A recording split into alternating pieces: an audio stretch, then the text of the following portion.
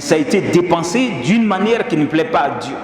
Combien de gens bien aisés aujourd'hui, il a une femme officiellement devant les gens, mais combien de copines cachées.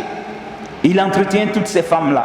Souvent, il fait des enfants avec elles, en train de commettre l'adultère parce que lui, il a les moyens de payer ces maisons-là, ou même de les construire et les donner à ces femmes-là, alors qu'il voit ses cousins, ses frères qui sont en train de souffrir.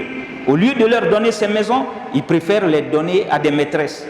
Donc, tu gagnes l'argent sainement, mais tu dépenses d'une manière qui est illicite, et donc ça peut te condamner le jour de la résurrection. Et donc aujourd'hui, on peut voir aussi des gens qui gagnent l'argent d'une manière illicite, qui pensent qu'ils sont intelligents, ils vont jouer à des sortes de loteries.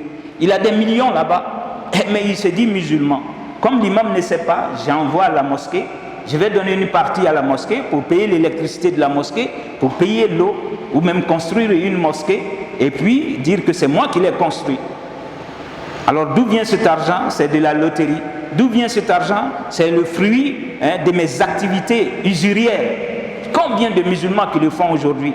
Ils pensent qu'en prenant l'argent d'une manière illicite et en venant la dépenser d'une manière qui plaît à l'être humain, parce que nous on ne sait pas, alors lui il sera sauvé. Non. Voilà le prophète qui dit, on va te dire où tu l'as eu et comment tu l'as dépensé. Donc si la provenance n'est pas propre, Dieu n'en veut pas.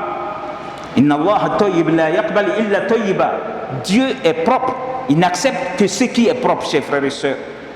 Vous allez trouver aussi des gens qui vont acquérir l'argent d'une manière illicite, et ils sont prêts à la dépenser aussi d'une manière illicite.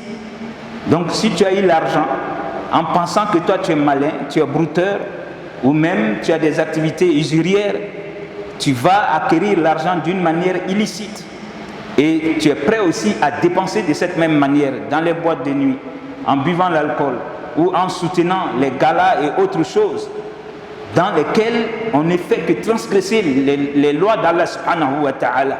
Donc l'argent a été acquis d'une manière qui ne plaît pas à Dieu, et on peut aussi dépenser cet argent-là d'une manière illicite. Par contre, il y a l'argent qui est acquis sainement, licitement, et qui sera dépensé licitement aussi, comme prendre son salaire et venir donner cela dans la cause de Dieu, construire une mosquée, un orphelinat, une école, ou s'occuper des veuves et des orphelins avec son propre salaire. Donc Allah subhanahu wa ta'ala, il a fait que cette quatrième catégorie de gens, c'est ce que nous avons beaucoup dans la communauté aussi.